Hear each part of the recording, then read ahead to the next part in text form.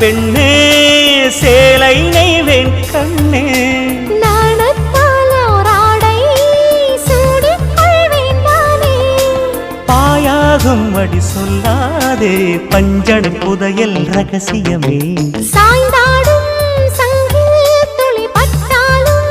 முத்தாகிடும் முத்துண்டே செம்பூவே பூவே உன் மேகம் நான் வந்தால் ஒரு வழி உண்டோ மன்னவன் விரல்கள் பல்லவன் ஒளியோ படை கொண்டு நடக்கும் மன்மத சிலையோ இமைகளும் உதடுகள் ஆகுமோ